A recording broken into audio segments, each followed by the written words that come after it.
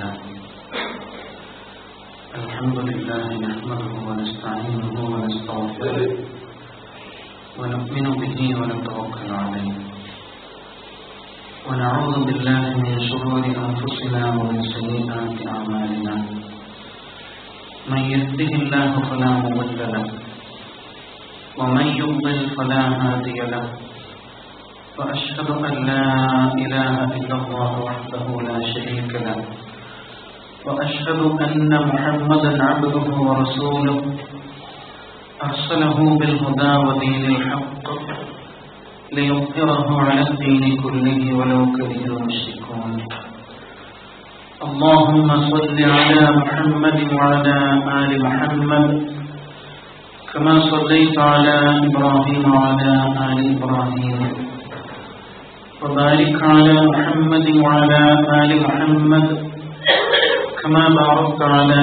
إبراهيم وعلى آل إبراهيم في العالمين إنك حميد مجيد أما بعد فإن خير الحديث كلام الله وخير الهدي هدي محمد صلى الله عليه وسلم وشر الأمور محدثاتها وكل محدثة بدعة وكل بدعة ضلالة أيها الإخوان والأخوات أوصيكم وإياي أولا بتقوى الله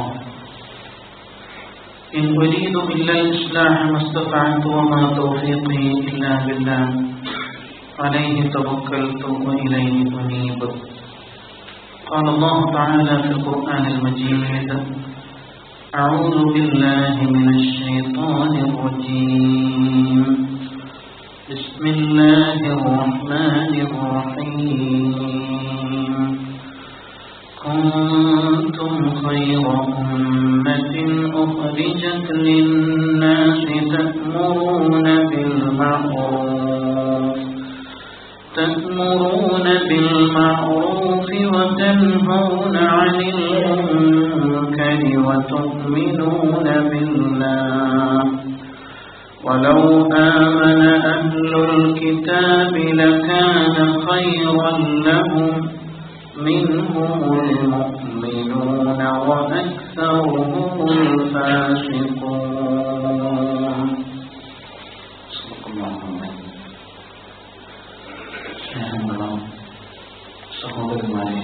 സഹോദരിമാരെ പ്രപഞ്ചങ്ങളെല്ലാം സൃഷ്ടിച്ച് സംരക്ഷിച്ച് പരിപാലിച്ചുകൊണ്ടിരിക്കുന്ന ഏകനായ പടച്ച തമ്പുരാന്റെ കൽപ്പനകൾക്ക് വിധേയമായി നമ്മുടെ ജീവിതത്തിലെ രഹസ്യവും പരസ്യവുമായ എല്ലാ മേഖലകളിലും തഖ്വ പാലിക്കുവാൻ യഥാർത്ഥ മുത്തഖികളായി ജീവിതം നയിക്കുവാൻ എന്നെയും നിങ്ങൾ ഓരോരുത്തരെയും ആദ്യമേ വസിയത്ത് ചെയ്യുകയാണ്, ഉപദേശിക്കുകയാണ്.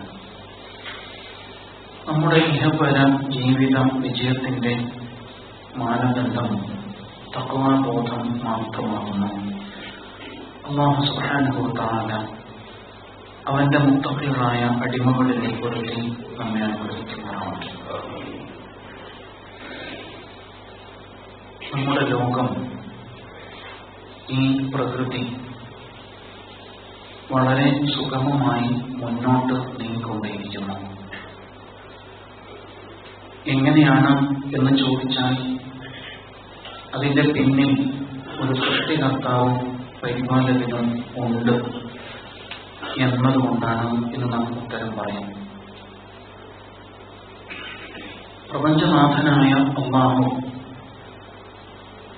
ഈ പ്രപഞ്ചത്തെ ഏറ്റവും നല്ല നിലയിൽ മുന്നോട്ട് കൊണ്ടുപോകാൻ ആവശ്യമായ എല്ലാ സംവിധാനങ്ങളും ഇവർ ഒരുക്കി വെച്ചിട്ടുണ്ട്. അതിൽ ചിലത് പ്രകൃതിപരമായ സംവിധാനമാണ്. ഈ പ്രകൃതിയെ ശുദ്ധീകരിക്കുവാനുള്ള സംവിധാനങ്ങൾ അല്ലാഹു പ്രകൃതിപരമായി തന്നെ നിശ്ചയിച്ചു വെച്ചതായിട്ട് നമുക്ക് കാണാം. സൂര്യൻ അതിന്റെ ഭാഗമാണ്. സൂര്യ വെളിച്ചം, സൂര്യന്റെ ചൂട്, അത് പ്രസരിപ്പിക്കുന്ന ഊർജം ഈ ലോകത്തിന്റെ ശുദ്ധീകരണ പ്രക്രിയയിൽ മുഖ്യമായ പങ്ക് വഹിക്കുന്നുണ്ട്. കെട്ടിക്കിടക്കുന്ന രോഗാണുക്കൾ നിറഞ്ഞ ജലം, സൂര്യൻ അതിലെ രോഗാണുക്കളെ നശിപ്പിച്ചു കളയുന്നു, അതിൻ്റെ ഊർജവും ചൂടും ഉപയോഗിച്ചുകൊണ്ട്. അതേപോലെ ശുദ്ധജലത്തെ മാത്രം ബാഷ്പീകരിച്ച് വീണ്ടും ശുദ്ധ മഴയായിട്ട് വർഷിപ്പിച്ചുകൊണ്ടേയിരിക്കുന്നു. ഇത് ഈ പ്രകൃതിയുടെ ശുദ്ധീകരണ പ്രക്രിയയുടെ സുപ്രധാനമായ ഒരു ഭാഗമാണ്. അതേപോലെ തന്നെ വാഹനങ്ങൾ വിസർജിച്ചുകൊണ്ടേയിരിക്കുന്ന വിഷവാതകങ്ങൾ, ഫാക്ടറികളോ മറ്റു പലതരത്തിലുള്ള മനുഷ്യനിർമ്മിതമായ സംവിധാനങ്ങൾ പുറത്തേക്ക് കളയുന്ന വിഷമാലിന്യം ഈ ഭൂമിയിലെ പല സംവിധാനങ്ങളും ശുദ്ധീകരിച്ചുകൊണ്ടേയിരിക്കുന്നുണ്ട്. സസ്യലതാദികൾ അതിന്റെ ഭാഗമാണ്. നാം പണ്ട് പഠിച്ചിട്ടുണ്ട് പ്രകാശ സംശ്ലേഷണം എന്നും. ഓക്സിജൻ പുറത്തുവിടുകയും കാർബൺ ഡൈ ഓക്സൈഡ് വലിച്ചെടുക്കുകയും ചെയ്യുന്ന ആ സംവിധാനം പ്രകൃതിപരമാണ്. അത് പ്രകൃതിയിലെ ഒരു ശുദ്ധീകരണ പ്രക്രിയയാണ് എന്ന് കാണാം. അതേപോലെ തന്നെ കടൽ ജലം യഥാർത്ഥത്തിൽ മാങ്ങ ഉപ്പിലിട്ട് വെക്കുന്ന പോലെ ഈ ഭൂമിയെ കടൽ ജലം ഉപ്പിലിട്ട് വെച്ചിരിക്കുന്നു എന്ന് പറയാം. അത്രമാത്രം ഈ ഭൂമിയിലെ മാലിന്യങ്ങളെ കടൽ ജലം ഏറ്റുവാങ്ങുകയും ശുദ്ധീകരിക്കുകയും ചെയ്തുകൊണ്ടേയിരിക്കുന്നു. അതേപോലെ തന്നെ മഴ, കാറ്റ്, വെയിൽ തുടങ്ങി ഒരുപാട് സംവിധാനങ്ങൾ, നാം അറിയുന്നതും അറിയാത്തതുമായ ഒട്ടേറെ സംവിധാനങ്ങൾ വളരെ ക്രമപ്രവൃത്തമായി പരസ്പരം സഹകരിച്ചുകൊണ്ട് ശുദ്ധീകരിക്കുന്നതിനാലാണ് നമ്മുടെ ഭൂമി കാര്യക്ഷമമായി നിലനിൽക്കുന്നത്. ഇതേപോലെ നാം നമ്മുടെ ശരീരത്തെ ശുദ്ധീകരിച്ചുകൊണ്ടിരിക്കുന്നു. ദിനേന എന്നോണം കുളിച്ച് ശാരീരിക ശുദ്ധി വരുത്തിക്കൊണ്ടിരിക്കുന്നു. ഇബാദത്തുകളിൽ പോലും പ്രാഥമികമായ ശുദ്ധി ദീനുൽ ഇസ്ലാം ഒരു നിബന്ധനയായിട്ട് നിശ്ചയിച്ചു വെച്ചിരിക്കുന്നു. വീടും പരിസരവും ശുദ്ധീകരിക്കലും അതിന്റെ ഭാഗമായിട്ട് നാം കാണുന്നത്. അതേപോലെ പൂക്കളുടെ സുഗന്ധം, സൗരഭ്യം ഈ പ്രകൃതിയുടെ ഏറ്റവും നല്ല നിലനിൽപ്പിന് ആകർഷകമായ ഒരു ഉത്തേജനം നൽകുന്നു എന്ന് ബോധിപ്പിക്കുന്നതാണ്. ഇങ്ങനെ പ്രകൃതിയെയും ശരീരത്തെയും ശുദ്ധീകരിക്കാൻ ആവശ്യമായ പ്രകൃതിപരമായ സംവിധാനങ്ങൾ തന്നെ അല്ലാഹു തആല നിശ്ചയിച്ചു. മനുഷ്യ ശരീരത്തിലെ വിസർജ്യങ്ങൾ, അതിൽ നിന്ന് ശരീരത്തെ ശുദ്ധീകരിക്കുന്ന പ്രക്രിയ പ്രകൃതിപരമായി തന്നെ നടന്നുകൊണ്ടേയിരിക്കുന്നു. തീർച്ചയായും നമ്മുടെ ശരീരം ശുദ്ധീകരിക്കപ്പെടുന്നു. നാം ജീവിക്കുന്ന ഈ ആവാസ വ്യവസ്ഥ ശുദ്ധീകരിക്കപ്പെടുന്നു എന്നത് നമ്മുടെ അനുഭവമാണ്. എന്നാൽ അതിനുമപ്പുറം ഇനിയും ചിലത് യഥാർത്ഥത്തിൽ ഈ നാം ജീവിക്കുന്ന ചുറ്റുപാടിൽ ശുദ്ധീകരിക്കപ്പെടേണ്ടതില്ലേ എന്ന് നാം ഒന്ന് ആലോചിച്ച് നോക്കാം. അങ്ങനെ ശുദ്ധീകരിക്കപ്പെടേണ്ട ഏറ്റവും പ്രധാനപ്പെട്ട ഒരു ഘടകം മനുഷ്യ മനസ്സാണ്, മനുഷ്യന്റെ മനസ്സാണ്. അതേപോലെ തന്നെ നാം ജീവിക്കുന്ന ഈ വ്യവസ്ഥിതിയാണ്.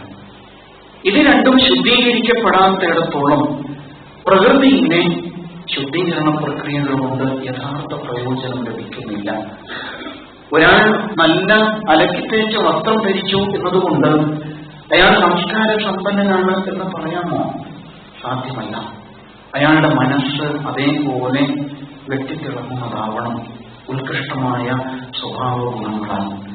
അപ്പോഴാണ് അയാൾ സംസ്കാര സമ്പന്നനാകുന്നത്. അങ്ങനെയാണെങ്കിൽ തീർച്ചയായും ഈ പ്രകൃതിയുടെ വസ്ത്രത്തെ അല്ലാഹു സുബ്ഹാനഹു വ തആല ശുദ്ധീകരിച്ചു നിർത്തുന്നു. നമ്മുടെ ശരീരം ശുദ്ധിയാക്കപ്പെടുന്നു. അതേ സമയത്ത് ആന്തരികമായി നമ്മുടെ മനസ്സ് ശുദ്ധമാകുന്നില്ലെങ്കിൽ, ഈ ശുദ്ധീകരണ പ്രക്രിയക്ക് വിധേയമാകുന്നില്ലെങ്കിൽ യഥാർത്ഥത്തിൽ നാം തികച്ചും മലിനമായ പശ്ചാത്തലത്തിലാണ് കഴിയുന്നത് എന്ന് തന്നെ മനസ്സിലാക്കേണ്ടി വരും. വിശുദ്ധ ഖുർആൻ ഈ ശുദ്ധീകരണ പ്രക്രിയക്ക് നൽകിയിരിക്കുന്ന വാക്ക് ഇസ്ലാഹ് എന്ന വാക്കാണ്. ഇസ്ലാഹ് സംസ്കരണ പ്രക്രിയ, നിരന്തരമായ ശുദ്ധീകരണ പ്രക്രിയ. അത് പ്രകൃതിയിലെ ഒരു സംവിധാനം എന്ന നിലക്ക് നമുക്ക് ബോധ്യപ്പെടുന്നു. അതേ സമയത്ത് അതിനപ്പുറത്ത് മനുഷ്യ മനസ്സുകളെ ശുദ്ധീകരിക്കുക എന്ന മഹത്തായ ഒരു ദൗത്യം ഇസ്ലാഹ് എന്ന ഈ പ്രയോഗത്തിനുണ്ട്. അല്ലാഹു സുബ്ഹാനഹു വ തആല മഹാന്മാരായ പ്രവാചകന്മാരെ നിയോഗിച്ചത് ഇസ്ലാഹ് നിർവഹിക്കാൻ വേണ്ടിയാണ്, സമൂഹ ശുദ്ധീകരണത്തിന് വേണ്ടി, സമൂഹ മനസ്സിനെ ശുദ്ധീകരിക്കുവാൻ വേണ്ടിയാണ് അല്ലാഹു തആല പ്രവാചകന്മാരെ നിയോഗിച്ചത് എന്ന് നമുക്ക് കാണാൻ കഴിയും. ഇസ്ലാമിന്റെ എതിർവാക്ക് എന്താണ്? ഫസാദ് എന്നതാണ് അതിന്റെ എതിർവാക്ക്. കുഴപ്പം, നാശം, ദൂഷ്യം എന്നൊക്കെയാണ് അതുകൊണ്ട് അർത്ഥമാക്കപ്പെടുന്നത്. തീർച്ചയായും ഖുർആനിലെ ഈ രണ്ട് പ്രയോഗങ്ങളെ വളരെ കൃത്യമായിട്ട് പഠിച്ചറിഞ്ഞ് മനസ്സിലാക്കാൻ നമുക്ക് കഴിയണം. ഖുർആനിൽ കപടന്മാരോട് ഇങ്ങനെയൊരു ഉത്ബോധനമുണ്ട്: ലാ തുഫ്സിദൂ ഫിൽ അർദ്, നിങ്ങളായിട്ട് ഭൂമിയിൽ കുഴപ്പമുണ്ടാക്കരുത്. അവരെന്താ മറുപടി പറയുന്നത്? ഇന്നമാ നഹ്നു മുസ്ലിഹൂൻ, ഞങ്ങൾ ശുദ്ധീകരിക്കുന്നവർ മാത്രമാണ്, ഞങ്ങൾ നന്മ കാക്ഷിക്കുന്നവരും നന്മ പ്രവർത്തിക്കുന്നവരുമാണ് എന്ന് അവർ ഭംഗിവാക്ക് പറയുന്നുണ്ട്. പക്ഷെ അല്ലാഹു സുബ്ഹാനഹു വ തആല വീണ്ടും പറയുന്നു: അലാ ഇന്നഹും ഹുമുൽ മുഫ്സിദൂൻ, അവരുണ്ടല്ലോ അവർ തന്നെയാണ് കുഴപ്പക്കാർ എന്ന് അല്ലാഹു സുബ്ഹാനഹു വ തആല വീണ്ടും അവരെ കുറിച്ച് ആണയിടുന്നത് കാണാം. അവിടെയാണ് മാനസികമായ ശുദ്ധിയുടെ, നാം ജീവിക്കുന്ന ചുറ്റുപാടിന്റെ വിശുദ്ധിയുടെ പ്രസക്തി എന്ന് നാം പ്രത്യേകിച്ച് മനസ്സിലാക്കണം. ഖുർആനിൽ 150ഓളം ഇടങ്ങളിൽ ഇസ്ലാഹ് എന്ന വാക്ക് ഉപയോഗിച്ചിട്ടുണ്ട്. ഫസാദുമായി ബന്ധപ്പെട്ട് 50 സ്ഥലങ്ങളിൽ ഖുർആൻ പ്രയോഗം നടത്തുന്നുണ്ട്. തീർച്ചയായും ഈ ശുദ്ധീകരണ പ്രക്രിയ എന്നത് നമ്മുടെ മനസ്സിലും കുടുംബരംഗത്തും അതേപോലെ തന്നെ സാമൂഹിക ജീവിത മേഖലയിലുമൊക്കെ നിരന്തരമായി നടന്നുകൊണ്ടേയിരിക്കേണ്ടതാണ്. റസൂലുള്ളാഹി സ്വല്ലല്ലാഹു അലൈഹി വസല്ലം നമസ്കാരത്തെ ഒരിക്കൽ ഉപമിച്ചു പറഞ്ഞില്ലേ? എന്തിനോട്? 5 നേരവും ഒഴുകിക്കൊണ്ടിരിക്കുന്ന നദിയിൽ നിന്ന് ഒളിച്ച് ശുദ്ധിയാകുന്നതിനോട് ചേർത്ത് പറഞ്ഞു. അങ്ങനെ ഒരാൾ ദിനേന 5 നേരം ഒഴുകുന്ന നദിയിൽ കുളിക്കുകയാണെങ്കിൽ അയാളിൽ വല്ല അഴുക്കും അവശേഷിക്കുമോ? ഇല്ല, ഒരഴുക്കും അയാളിൽ അവശേഷിക്കുകയില്ല. ഇങ്ങനെ റസൂൽ സല്ലല്ലാഹു അലൈഹി വസല്ലം മനഃശുദ്ധീകരണത്തിന്റെ അടിസ്ഥാനമായ നമസ്കാരത്തെ ഉപമിച്ചു പറഞ്ഞിട്ടുണ്ട്. നമ്മുടെ ഇബാദത്തുകൾ ഈ ശുദ്ധീകരണ പ്രക്രിയയിൽ മുഖ്യമായ പങ്കുവഹിക്കേണ്ട ഒന്നാണ്. ആത്മവിശുദ്ധിയുടെ മാർഗമാണ്. ഖുർആനിൽ ഒരുപാട് സ്ഥലങ്ങളിൽ ഈ ഇസ്ലാഹ് എന്ന പ്രയോഗം നടത്തുന്നു അല്ലാഹു തആല. അവിടെയൊക്കെയും തെറ്റായ നിലപാടുകളിൽ നിന്ന് മനുഷ്യന്റെ മനസ്സ് ഉത്കൃഷ്ടമായ നിലവാരത്തിലേക്ക് മാറുന്നതിനെ കുറിച്ചാണ് ഇന്ന് കാണാം. ഫമൻ താബ മിൻ ബഅദി ദുൽമിഹി, അക്രമത്തിന് ശേഷം, അല്ലാഹുവോടും സ്വന്തത്തോടും അതിക്രമം പ്രവർത്തിച്ചതിന് ശേഷം ഒരാൾ തൗബ ചെയ്യുമ്പോൾ, എന്നിട്ട് അയാൾ സ്വന്തത്തെ ശുദ്ധീകരിച്ച് നന്മയുടെ വഴിയിലേക്ക് കൊണ്ടുവരുമ്പോൾ, അല്ലാഹു തആലക്ക് പുറത്തു കൊടുക്കും. അല്ലാഹു തആലക്ക് പുറത്തു കൊടുക്കും. ഒരാൾ ദുൽമിൽ നിന്ന് തൗബ ചെയ്ത് ഇസ്ലാഹ് ചെയ്ത് കഴിയുമ്പോൾ അല്ലാഹു തആല തീർച്ചയായും അയാളെ സ്വീകരിക്കും എന്നർത്ഥം. ഫമൻ ആമന വഅസ്ലഹ, ഈമാൻ ഉറപ്പിക്കുകയും അങ്ങനെ തന്റെ ജീവിതത്തെ ശുദ്ധീകരിക്കുകയും ചെയ്യുന്നവൻ. ഫമൻ ഇത്തഖ വഅസ്ലഹ, തഖ്വാബോധം ആർജിക്കുകയും ഇസ്ലാഹ് നിലനിർത്തുകയും ചെയ്യുന്നവൻ. ഫമൻ അഫ വഅസ്ലഹ, വിട്ടുവീഴ്ച ചെയ്യുകയും ഇസ്ലാഹ് നിർവഹിക്കുകയും ചെയ്യുന്നവൻ. ഇതൊക്കെയും നമ്മുടെ മനസ്സിനെ ശുദ്ധീകരിക്കുവാനുള്ള മാർഗങ്ങളായിട്ടാണ് നിശ്ചയിക്കപ്പെട്ടിരിക്കുന്നത്. ഈമാൻ, തഖ്വ, അഫ്വ, വിശ്വാസം, ഭക്തി, വിട്ടുവീഴ്ച, മനസ്ഥിതി, ഇതൊക്കെയും നമ്മെ സ്വയം തന്നെ ശുദ്ധീകരിക്കാൻ വേണ്ടിയിട്ട് അല്ലാഹു തആല നിശ്ചയിച്ചു വെച്ചിരിക്കുന്ന സംവിധാനങ്ങളാണ്. ഇത് സ്വയം ഈ അർത്ഥത്തിൽ നാം ഉൾക്കൊള്ളേണ്ടതുണ്ട്. അപ്പൊ സ്വയം തന്നെ നമ്മുടെ അകത്ത് ഒരു ശുദ്ധീകരണ പ്രക്രിയ നടന്നുകൊണ്ടേയിരിക്കുന്നു. പ്രകൃതിയിൽ നടക്കുന്നത് പോലെ നമ്മുടെ മനസ്സ് ശുദ്ധിയാകുമ്പോൾ, നമ്മുടെ മനസ്സ് അല്ലാഹുവിലേക്ക് തിരിയുമ്പോൾ, അത് വിശ്വാസത്തിന്റെ പിൻബലത്തിൽ മുന്നേറുമ്പോൾ അതുവഴി സ്വാഭാവികമായും ഒരു ശുദ്ധീകരണ പ്രക്രിയ നമ്മുടെ അകത്ത് നടക്കുന്നുണ്ട് എന്നുള്ളതാണ്. അതിലും അപ്പുറത്ത് നാം ഒരു സാമൂഹിക ചുറ്റുപാട് ജീവിക്കുമ്പോൾ അവിടെയും വളരെ മഹത്തായ ശുദ്ധീകരണത്തിന്റെ മാർഗങ്ങൾ അല്ലാഹു സംവിധാനിച്ചു. ഇന്നമൽ മുഅ്മിനൂന ഇഖ്വ ഫഅസ്ലിഹു ബൈന അഖ്വൈക്കും, നിങ്ങൾ നിങ്ങളുടെ സഹോദരങ്ങൾക്കിടയിൽ ഈ ശുദ്ധീകരണ പ്രക്രിയ നിലനിർത്തുക. വിശ്വാസികൾ സഹോദരങ്ങളാണ്. അതുകൊണ്ട് വിശ്വാസികൾക്കിടയിൽ പരസ്പരം മലിനമായ ചിന്തകൾ ഉണ്ടാകരുത്, തെറ്റായ നിലപാടുകൾ ഉണ്ടാകരുത്. വൃത്തിഹീനമായ പരിസരത്തിൽ നമ്മുടെ മനസ്സിനെ കൊണ്ടുപോയി നിർത്തുവാൻ പാടില്ല. അവിടെയാണ് നിങ്ങൾ പരസ്പരം ഏറ്റവും നന്മയ്ക്ക് വേണ്ടിയിട്ട് സ്വയം ശുദ്ധീകരിക്കപ്പെടാൻ വേണ്ടിയിട്ട് ശ്രമിക്കുക എന്ന് പറയുന്നത്. രണ്ട് മുപ്പിനുകൾ കണ്ടുമുട്ടുമ്പോൾ തീർച്ചയായും അവിടെ അത് പ്രകടമായി നമുക്ക് കാണാൻ കഴിയും. അവർ സലാം പറഞ്ഞ് നീ എന്നിൽ നിന്ന് സുരക്ഷിതനാണ്, എന്റെ നാവ് കൊണ്ടോ എന്റെ കൈ കൊണ്ടോ നീ ഉപദ്രവിക്കപ്പെടില്ല എന്ന് ആ സലാമിലൂടെ വാക്ക് കൊടുക്കുകയാണ് ചെയ്യുന്നത്. ഒന്ന് പുഞ്ചിരിക്കുമ്പോൾ, ഒന്ന് മുസാഫഹ ചെയ്യുമ്പോൾ, നല്ല വാക്കുകൾ പറയുമ്പോൾ, നന്മ പരസ്പരം പങ്കുവെക്കുമ്പോൾ ഒക്കെ ഈ ശുദ്ധീകരണം കൃത്യമായിട്ട് നടക്കുന്നുണ്ട്. അതുകൊണ്ടാണ് മുസാഫഹ ചെയ്യുമ്പോൾ രണ്ടുപേരുടെയും പാപങ്ങൾ പൊറുക്കപ്പെടുന്നു എന്ന് റസൂൽ സല്ലല്ലാഹു അലൈഹി വസല്ലം നമുക്ക് വാക്ക് തന്നത്. അതേപോലെ ഒരു പുഞ്ചിരി സ്വതക്കയായി മാറുന്നത് ആ ചിരി കൊലച്ചിരിയല്ല, അത് നിറഞ്ഞ സ്നേഹത്തിന്റെ ചിരിയാണ് എന്നതുകൊണ്ടാണ് അത് ഒരു സ്വതക്കയായിട്ട്, ഒരു പുണ്യമായിട്ട് അല്ലാഹുവിൽ രേഖപ്പെടുത്തപ്പെടുന്നത് എന്ന് നമുക്ക് മനസ്സിലാക്കാൻ കഴിയും.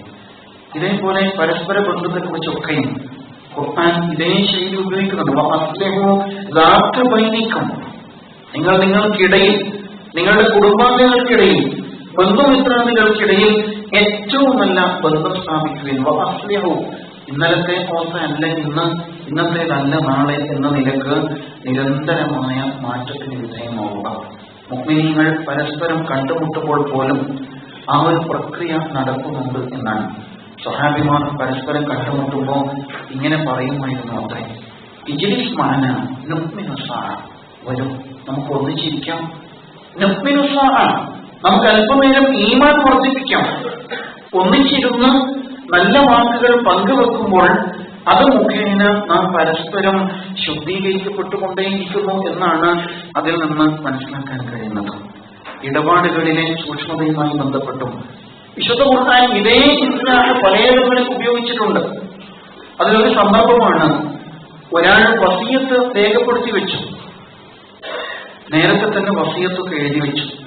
അങ്ങനെ എഴുതി വെച്ചപ്പോൾ അത് അനന്തരാവകാശികളുടെ അവകാശം നഷ്ടപ്പെടും വിധത്തിലുള്ള ഒരു സാഹചര്യം ഉണ്ടായി. എങ്കിൽ ഫമൻ ഖാഫ മിൻ മൂസിൻ ജനഫൻ ഔ ഇസ്മൻ, കുറ്റകരമായോ അല്ലെങ്കിൽ അറിയാതെയോ ബോധപൂർവമോ ഒക്കെ ഒരു വസിയത്ത് ചെയ്യുന്ന ആൾക്ക് അബദ്ധം സംഭവിച്ചു പോയാൽ ഫഅസ്ലഹ ബൈനഹും, അവകാശികൾക്കിടയിൽ ഇസ്ലാം ചെയ്യണം, അവരുടെ മനസ്സിനെ ശുദ്ധീകരിക്കണം. വാപ്പ അയാൾക്ക് ഇത്ര കൊടുത്തു, മറ്റയാൾക്ക് ഇത്ര കൊടുത്തു എന്ന് പറഞ്ഞുകൊണ്ടുള്ള ആ ഒരു അസ്വസ്ഥത പിന്നീട് നിലനിൽക്കാൻ പാടില്ല. അത് ബോധ്യപ്പെട്ട് കഴിഞ്ഞാൽ പരസ്പരം ചർച്ച ചെയ്ത് വിഷയത്തിൽ പരിഹാരമുണ്ടാക്കണം എന്ന് പറയാൻ ഖുർആൻ ഫഅസ്ലഹ എന്ന വാക്ക് തന്നെ ഉപയോഗിക്കുന്നു. ശുദ്ധീകരണ പ്രക്രിയ വീണ്ടും മനസ്സിൽ നിന്ന്, കുടുംബത്തിൽ നിന്ന്, ബന്ധങ്ങളിൽ നിന്ന് സാമൂഹിക രംഗത്തേക്ക് വികസിക്കുകയാണ് എന്നാണ് നമുക്ക് കാണാൻ കഴിയുക. അനാഥകളോട് എങ്ങനെ പെരുമാറണം എന്ന് സ്വഹാബത്ത് റസൂൽ സല്ലല്ലാഹു അലൈഹി വസല്ലമയോട് ചോദിക്കുന്നു. ഖുൽ, പ്രവാചകരെ പറയൂ, ഇസ്ലാഹുൻ ലഹും ഖൈർ, അവരോട് ഇസ്ലാഹോടുകൂടി വർത്തിക്കൂ, ഏറ്റവും വിശുദ്ധമായ തലത്തിൽ വർത്തിക്കൂ എന്ന് ഖുർആൻ പറയുന്നു. ഒരു സന്ദർഭത്തിൽ അവരുടെ സൂക്ഷ്മത വല്ലാതെ എന്ന് അതിൽ കടന്നപ്പോൾ അനാഥ മക്കൾക്ക് വേണ്ടി പ്രത്യേകം പാത്രത്തിൽ അവർ ചോറ് വെക്കാൻ തുടങ്ങി, ഭക്ഷണം ഉണ്ടാക്കാൻ തുടങ്ങി. വീട്ടുകാരുടേത് വേറെ, അനാഥ മക്കളുടേത് വേറെ. ഇങ്ങനെ ചെയ്തത് പ്രായോഗികമായിട്ട് അവർക്ക് തന്നെ പ്രയാസമാണ്. പക്ഷെ എന്നാലും സൂക്ഷ്മതയ്ക്ക് വേണ്ടി അത്ര പോലും ഒരു മണി വറ്റ് അവരുടേത് നമ്മുടേത് കലരരുത് എന്ന സൂക്ഷ്മത അവർ കാണിച്ചു. അപ്പോഴാണ് ഖുർആൻ ഇസ്ലാഹ് എന്ന വാക്ക് ഉപയോഗിക്കുന്നത്. ഇസ്ലാഹുൽ ലഹും ഖൈർ, അവരോട് നന്മയിൽ വർത്തിക്കോ. അതിനെന്താ മാർഗം? നിങ്ങൾ സ്വയം ശുദ്ധിയാകുവിൻ. അപ്പോൾ സ്വാഭാവികമായും ആ വിശുദ്ധിയുടെ നന്മ അവർക്കും അനുഭവിക്കാൻ കഴിയും എന്നാണ് ഉണർത്തുന്നത്. ഇങ്ങനെ നമ്മുടെ വ്യക്തി, കുടുംബം, സാമൂഹിക തലങ്ങളിലൊക്കെയും ഇസ്ലാഹ് എന്ന ഈ മഹത്തായ ശുദ്ധീകരണ പ്രക്രിയ കടന്നു ചെല്ലണം. എപ്പോഴാണ് നമ്മുടെ ജീവിതത്തിൽ ഫസാദ് കയറി വരുന്നത്? അതിന് അടിസ്ഥാനം എന്താണ്? ഖുർആൻ എടുത്തു പറഞ്ഞ അടിസ്ഥാനം കേവലം ഫസാദ് എന്ന് പറയുമ്പോൾ ഫിത്നയും ഫസാദും പറയുക എന്ന അർത്ഥത്തിലേക്ക് നമ്മളതിനെ ചുരുക്കും. പക്ഷെ വിശുദ്ധ ഖുർആൻ ഫസാദ് എന്ന വാക്ക് അതിന് ഏറ്റവും അങ്ങേയറ്റത്തെ ലക്ഷ്യം മുൻനിർത്തിയിട്ട് തന്നെയാണ് ഉപയോഗിച്ചത് എന്ന് കാണാം. എപ്പോഴാണ് ഭൂമിയിൽ ഫസാദ് ഉണ്ടാകുന്നത്, എപ്പോഴാണ് കുഴപ്പമുണ്ടാകുന്നത് എന്ന് ചോദിച്ചാൽ ഖുർആൻ നൽകുന്ന മറുപടി ലൗ കാന ഫീഹിമാ ആലിഹത്തുൻ ഇല്ലല്ലാഹു ലഫസദതാ എന്നാണ്. ആകാശഭൂമികളിൽ ലൗ കാന ഫീഹിമാ ആലിഹത്തുൻ ഇല്ലല്ലാഹ്, അല്ലാഹു അല്ലാത്ത മറ്റു വല്ല ദൈവസങ്കല്പങ്ങളും ആണ് ആകാശഭൂമികളെ നിയന്ത്രിക്കുന്നതെങ്കിൽ ലഫസദതാ, അവ രണ്ടും കുഴപ്പത്തിൽ അകപ്പെടും. എങ്ങനെയാ പറഞ്ഞത്? വിശ്വാസപരമായ ആ വിശുദ്ധിയാണ് യഥാർത്ഥത്തിൽ ഇസ്ലാഹിന്റെ മാനദണ്ഡം എങ്കിൽ ഫസാദിലേക്ക് ലോകത്ത് നയിക്കുന്നത് ശിർക്കായിരിക്കും എന്നാണ് ഇവിടെ ഓർമ്മപ്പെടുന്നത്. വളരെ അടിസ്ഥാനപരമായൊരു ആയത്താണത്. ലഫസദത്താൻ.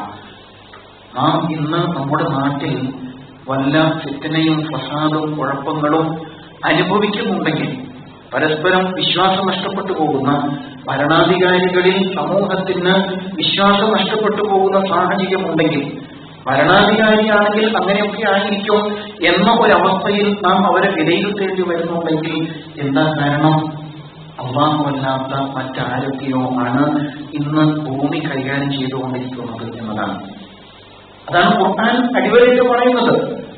ലൗ കാന ഫീഹിമാ ആലിഹത്തുൻ ഇല്ലല്ലാഹ്, അല്ലാഹു അല്ലാത്ത മറ്റു വല്ല ദൈവസങ്കല്പങ്ങളുമാണ് ഈ ആകാശഭൂമികളെ നിയന്ത്രിക്കുന്നതെങ്കിൽ ലഫസദതാ, തീർച്ചയായും ഭൂമിയിൽ നമുക്കത് അനുഭവപ്പെടുന്നുണ്ട്. അല്ലാഹുവിന്റെ നിയമവിധികളല്ല നമ്മുടെ ലോകത്ത്, നമ്മുടെ രാജ്യത്ത് നടപ്പാക്കപ്പെടുന്നത്. അതുകൊണ്ട് തന്നെ സ്വാഭാവികമായും ജനക്ഷേമകരം എന്നതിന് പകരം ജനദ്രോഹകരമായ അവസ്ഥ നാട്ടിൽ നടമാടിക്കൊണ്ടേയിരിക്കും എന്ന് കാണാം. وإذا تولى سعى في الأرض ليفسد فيها ويهلك الحرث والنسل والله لا يحب الفساد. ഇത്തരത്തിലുള്ള കേവല ഭൗതികന്മാരായ ദൈവങ്ങൾ രംഗത്ത് വരുമ്പോൾ ഉണ്ടാകുന്ന ഗുരുതരമായ വിപത്തിനെ കുറിച്ച് ഖുർആൻ ഓർമ്മപ്പെടുത്താൻ. വഇദാ തവല്ല സഅ ഫിൽ അർദ്, അവർക്ക് ഭൂമിയിൽ അധികാരം ലഭിച്ചാൽ അവരെന്തിനാണ് ശ്രമിക്കുക? ലിയുഫ്സിദ ഫീഹാ, ഇവിടെ കുഴപ്പമുണ്ടാക്കാൻ വേണ്ടി ശ്രമിക്കും. വയുഹ്ലികൽ ഹർസ വന്നസ്ൽ, അതേപോലെ ഇവിടുത്തെ കൃഷിയിടങ്ങളും അതുപോലെ തന്നെ മനുഷ്യ വിഭവശേഷിയും ഒക്കെ നശിപ്പിക്കാൻ ആവശ്യമായ നിമിത്തങ്ങളാണ് അവർ സൃഷ്ടിച്ചുകൊണ്ടിരിക്കുക. അതല്ലേ നാം അനുഭവിക്കുന്നത്? വിശദാംശങ്ങൾ ഓർമ്മപ്പെടുത്തേണ്ടതില്ല.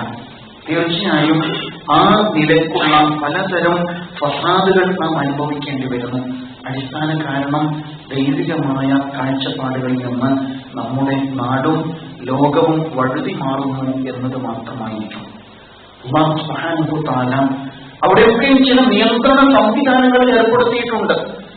വലൗലാ ദഫ്ഉല്ലാഹി الناس بعضهم ببعض, അല്ലാഹു സുബ്ഹാനഹു തആല മനുഷ്യരിൽ ചിലരെ കൊണ്ട് മറ്റു ചിലരെ പ്രതിരോധിക്കുന്നില്ലായിരുന്നുവെങ്കിൽ എന്താ സംഭവിക്കാം? ലഫസദത്തിൽ അർദ്, ഈ ഭൂമിയിൽ കുഴപ്പമുണ്ടാവും. ആളുകളെ വല്ലാതെ അങ്ങ് കയറൂരി വിട്ട് എന്തുമാകാം എന്ന അവസ്ഥ അല്ലാഹു അനുവദിക്കില്ല. ദുഷ്ടനെ പന പോലെ വളർത്തും എന്നൊരു വാക്കുണ്ട്. പക്ഷെ അതിനും ഒരു അറുതിയുണ്ട് എന്നതാണ്. ലോകത്ത് ഒരു ഏകാധിപതിയും കാലാകാലം അടക്കി വാണിട്ടില്ല. എല്ലാവർക്കും ഒരു സമയമുണ്ട്. സമയമാകുമ്പോൾ തകർന്നു വീഴുന്നത് നാം കാണുന്നു. ലഫസദത്തിൽ അർദ്, അത് അല്ലാഹുവിന്റെ ശുദ്ധീകരണ പ്രക്രിയയുടെ ഒരു ഭാഗമാണ്. ആരും അമിതമായിട്ട് ഭൂമിയിൽ വല്ലാതെ അഹങ്കരിച്ച് നിലകൊണ്ടിട്ടില്ല. ആദ്യ സമൂഹത്തിൽ തുടങ്ങി പലരും ഈ ഭൂമിയിലൂടെ കടന്നുപോയവരാണ്. അവിടെ അല്ലാഹു സുബ്ഹാനഹു തആല പ്രകൃതിപരമായ അവന്റെ ശുദ്ധീകരണ പ്രക്രിയ ഉപയോഗപ്പെടുത്തിക്കൊണ്ട് തന്നെ ലോകത്തിന്റെ സന്തുലിതമായ നിലനിൽപ്പ് ഉറപ്പുവരുത്തുക തന്നെ ചെയ്യും എന്നാണ് കാണാൻ കഴിയുക. ഈ ലോകത്തിന് പ്രകൃതിപരമായ ഒരു വിശുദ്ധിയുണ്ട്. പ്രവാചകന്മാർ എടുത്തു പറഞ്ഞൊരു കാര്യമാണ്, ലാ തുഫ്സിദു ഫിൽ അർദി ബഅദ ഇസ്ലാഹിഹാ. ഈ ഭൂമിയിൽ അല്ലാഹു സുബ്ഹാനഹു തആല ഏറ്റവും വെടിപ്പുള്ളതാക്കി ശുദ്ധീകരിച്ചു വെച്ചതിന് ശേഷം നിങ്ങളായിട്ട് ഇതിനെ നശിപ്പിക്കരുത് നിങ്ങളായിട്ട് ഇവിടെ മാലിന്യങ്ങൾ സൃഷ്ടിക്കരുത് എന്ന് പ്രവാചകന്മാർ സമൂഹത്തോട് എപ്പോഴും എടുത്തു പറഞ്ഞതായിട്ട് കാണാം. തീർച്ചയായും നാം ഏറ്റെടുക്കേണ്ട വളരെ പ്രധാനപ്പെട്ട ഒരു പ്രയോഗമാണ് ഇസ്ലാഹ് എന്നത്. നമ്മുടെ മനസ്സിനെ ശുദ്ധീകരിക്കാനാണ് നാം 5 നേരം നമസ്കരിക്കുന്നത്, നാം ജുമുഅയിൽ ഒത്തുകൂടുന്നത്, അതുപോലെയുള്ള ഇബാദത്തുകൾ പ്രയോജനപ്പെടുത്തുന്നത്. തീർച്ചയായും അതേ നന്മ നമ്മുടെ കുടുംബത്തിൽ ഉണ്ടാകണമെങ്കിൽ ആ ഇസ്ലാഹിന്റെ മനസ്സ് നമ്മൾ എപ്പോഴും കാത്തു സൂക്ഷിക്കണം. അങ്ങനെയാകുമ്പോൾ അത് അയൽവക്കത്തേക്കും നല്ല നല്ല സമൂഹത്തിലേക്കും പ്രചരിക്കുക തന്നെ ചെയ്യും. അങ്ങനെ വരുമ്പോഴാണ് നമ്മൾ വിളിച്ച് ഖുർആൻ കുന്തും ഖൈറ ഉമ്മ എന്ന് വിളിക്കുന്നത്. നിങ്ങളാണ് ഉത്തമ സമൂഹം. കുന്തും ഖൈറ ഉമ്മ എന്ന് ഖുർആൻ വിളിക്കുമ്പോൾ നമ്മൾ ജന്മനാ തന്നെ ഖൈറ ഉമ്മത്താണ് എന്നാലും വ്യാമോഹിക്കേണ്ടതില്ല.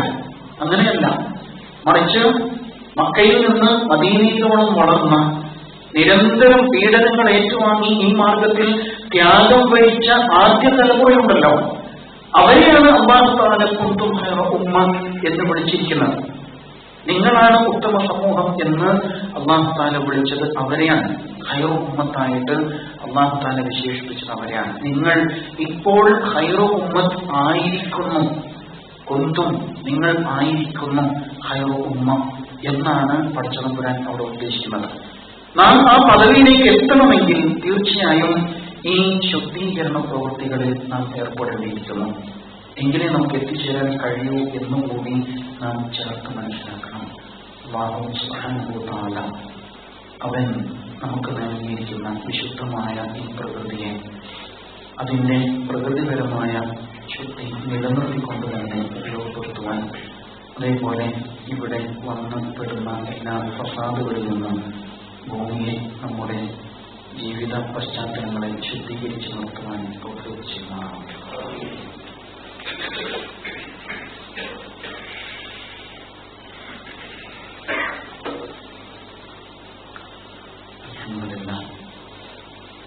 الحمد لله الذي هدانا لهذا وما كنا لنهتدي لولا أن هدانا الله. اللهم صل على محمد وعلى آله وصحبه أجمعين. يا أيها الذين آمنوا اتقوا الله حق تقاته ولا تموتن إلا وأنتم مسلمون. യഥാർത്ഥ മുത്തഖികളായിക്കൊണ്ട് ജീവിതം നയിക്കുന്ന നാം ഓരോരുത്തരെയും ഒരിക്കൽ കൂടി വസിയത്ത് ചെയ്യുകയാണ്, ഉണർത്തുകയാണ്. സാമൂഹിക ശുദ്ധീകരണ പ്രക്രിയ നമ്മുടെ വ്യക്തിപരമായ ബാധ്യതയാണോ, അതല്ല സമൂഹത്തിൽ ആരെങ്കിലും നിർവഹിച്ചാൽ മതിയോ?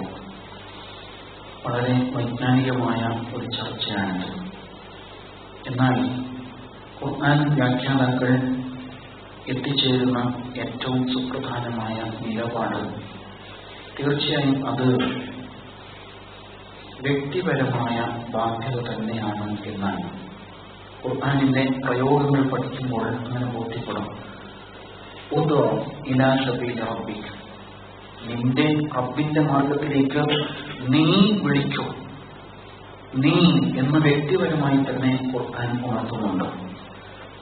അതേപോലെ പല സന്ദർഭങ്ങളിലും ആ ശൈലി ഖുർആൻ ഉപയോഗിക്കുന്നത് കാണാം. ഉലൈക ഹുമുൽ മുഫ്ലിഹൂൻ, നന്മ കൽപ്പിക്കുന്ന തിന്മ തടയുന്ന വിഭാഗമാണ് വിജയികൾ എന്ന് ഖുർആൻ എടുത്തു പറയുന്നിടത്ത് ഉലൈക ഹുമുൽ മുഫ്ലിഹൂൻ, അവരാണ് വിജയം വരിച്ചവർ. ആ ഗണത്തിൽ മുഴുവൻ മുഅ്മിനീങ്ങളും തീർച്ചയായും ഉൾപ്പെടേണ്ടതുണ്ട്. ഉൾപ്പെടാൻ നാം ആഗ്രഹിക്കുന്നുണ്ട് എങ്കിൽ നമ്മുടെ വ്യക്തിപരമായ ബാധ്യത തന്നെയാണ്. പ്രത്യേകിച്ച് ഇന്ന് ഇസ്ലാമും പ്രവാചക ജീവിതവും ഖുർആനും ഒക്കെ പലതരത്തിലും ഫസാദിന് വിധേയമാക്കപ്പെടുന്ന സാഹചര്യത്തിൽ ഇസ്ലാമിന് വേണ്ടിയിട്ട് മുഴുവൻ മുസ്ലിങ്ങളും യുദ്ധകാലാടിസ്ഥാനത്തിൽ തന്നെ രംഗത്ത് വരേണ്ടി വരും. തഅ്മുറൂന ബിൽ മഅറൂഫ് വതൻഹൗന അനിൽ മുൻകർ, നന്മ കൽപ്പിക്കുന്ന തിന്മ തടയുന്ന, അതേപോലെ തന്നെ അല്ലാഹുവിൽ വിശ്വാസം കൊണ്ട് അതിന്റെ അടിത്തറയിൽ നിലകൊള്ളുന്ന ഒരു സമൂഹമായിട്ട് മാറാൻ നമുക്ക് കഴിയാണ്ടിരിക്കുന്നു എന്നുള്ളതാണ്. അതിനാൽ ഇത് ഒരു സാമൂഹികമായ ബാധ്യത ഏതെങ്കിലും വ്യക്തികളോ സംഘങ്ങളോ നിർവഹിച്ചാൽ പൂർത്തിയാകുന്നത് എന്ന നിലക്ക് മാറ്റിവെക്കപ്പെടേണ്ടതല്ല. പ്രത്യേകിച്ച് നമ്മുടെ ചുറ്റുപാടിൽ വ്യക്തിപരമായ കൂടിക്കാഴ്ചകളിലൊക്കെയും ഈ വിഷയം നിരന്തരമായിട്ട് സമൂഹത്തെ ബോധ്യപ്പെടുത്തുക എന്നത് നമ്മുടെ ബാധ്യതയാണ് എന്ന് തന്നെ നാം മനസ്സിലാക്കണം. അതിന് പടച്ച തമ്പുരാൻ നമുക്കെല്ലാവർക്കും കഴിവും അറിവും സന്നദ്ധതയും നൽകി അനുഗ്രഹിക്കുമാറാവും. നമ്മുടെ ഇരു ഹറമുകൾ നിലകൊള്ളുന്ന സൗദി അറേബ്യയിലെ രാജാവായ അബ്ദുള്ള രാജാവ് ഇന്ന് മരണപ്പെട്ടതായിട്ട് നാം പറഞ്ഞു. ഒരുപാട് നന്മകളുള്ള ഒരു ഭരണാധികാരിയായിരുന്നു അദ്ദേഹം എന്ന് നാം മനസ്സിലാക്കുന്നു. പ്രത്യേകിച്ച് വ്യത്യസ്ത മതവിഭാഗങ്ങളിലെ മേധാവികളെ പങ്കെടുപ്പിച്ചുകൊണ്ട് ലോകതലത്തിലുള്ള ഡയലോഗിന് ഉള്ള ശ്രമങ്ങൾ അദ്ദേഹം നടത്തുന്നുണ്ടായി. അതേപോലെ പണ്ഡിത സമ്മേളനങ്ങൾ വിളിച്ചു കൂട്ടിയിട്ട് ലോകം അഭിമുഖീകരിക്കുന്ന പ്രശ്നങ്ങൾക്കുള്ള പരിഹാരങ്ങൾ തേടുന്ന പുതിയ സംവിധാനങ്ങൾക്ക് അദ്ദേഹം നേതൃത്വം നൽകിയിട്ടുണ്ട്. എന്നാൽ ചില നിലപാടുകളിൽ ലോക മുസ്ലിങ്ങൾ വിയോജിപ്പ് പ്രകടിപ്പിച്ചിട്ടുണ്ട്. പ്രത്യേകിച്ച് പലസ്തീനോടുള്ള കഴിഞ്ഞ റമദാനിൽ നടന്ന സംഭവങ്ങളുണ്ടല്ല, അതിനോട് ആ രാജ്യത്തിന്റെ നിലപാടിൽ ലോക മുസ്ലിങ്ങൾ വിയോജിപ്പ് പ്രകടിപ്പിച്ചതായിട്ടും കാണാം. അതേസമയത്ത് ആ രാജ്യത്തെ പൗരന്മാരോട് കൂടുതൽ ചേർന്ന് നിന്ന് അവർക്ക് ക്ഷേമ പ്രവർത്തനങ്ങൾ നടത്തുന്ന കാര്യത്തിൽ അദ്ദേഹം കൂടുതൽ മുൻഗണന നൽകിയതായിട്ട് നാം മനസ്സിലാക്കുന്നു. അല്ലാഹു സുബ്ഹാനഹു വ തആല അദ്ദേഹത്തിന് മഗ്ഫിറത്തും റഹ്മത്തും നൽകി അനുഗ്രഹിക്കുന്നതാണ്. ദീനിന്റെ മാർഗത്തിൽ കൂടുതൽ കരുത്തോടെ നേതൃത്വം നൽകുവാൻ ആ രാജ്യത്തിന് അല്ലാഹു തൗഫീഖ് നൽകുന്നതാണ്. പഠിച്ചവന്റെ എല്ലാവിധ പരീക്ഷണങ്ങളിൽ നിന്നും ഞങ്ങളെ കാത്തു രക്ഷിക്കാറുണ്ട്.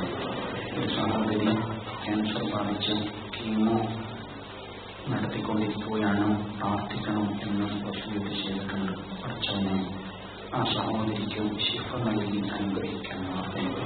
അതേപോലെ നമുക്കിടയിൽ രോഗികളായ ഒരുപാട് ഉമ്മമാരും ബാപ്പമാരും സഹോദരങ്ങളുണ്ട്. മാത്രം എല്ലാവർക്കും ശിഫ നൽകി അനുഗ്രഹിക്കാനാവട്ടെ. പഠിച്ചവനെ എല്ലാ പരീക്ഷണങ്ങളിൽ നിന്നും ഞങ്ങളെ നീ കാത്തു രക്ഷിക്കുന്നതാണ്. മാനസികമായ, ശാരീരികമായ, സാമ്പത്തികമായ, കുടുംബപരമായ, സാമൂഹികമായ എല്ലാ പ്രയാസങ്ങളിൽ നിന്നും ഞങ്ങൾക്ക് നീ ആശ്വാസം നൽകണമേ. ഞങ്ങളിൽ നിന്ന് മരണപ്പെട്ടു പോയ ഉമ്മമാരും എല്ലാവർക്കും മഗ്ഫിറത്തും റഹ്മത്തും നൽകി അനുഗ്രഹിക്കാനാവട്ടെ. اللهم اغفر للمؤمنين والمؤمنات والمسلمين والمسلمات الأحياء منهم والأموات إنك مجيب الدعوات يا قاضي الحاجات. ربنا آتنا في الدنيا حسنة وفي الآخرة حسنة وقنا عذاب النار. اللهم أجرنا من النار. اللهم أجرنا من النار. اللهم أجرنا من النار. اللهم أعز الإسلام والمسلمين وأذل الشرك والمشركين وانصرنا على القوم الكافرين. ربنا اغفر لنا ولإخواننا الذين سبقونا بالإيمان ولا تجعل في قلوبنا غلا للذين آمنوا ربنا إنك رؤوف رحيم.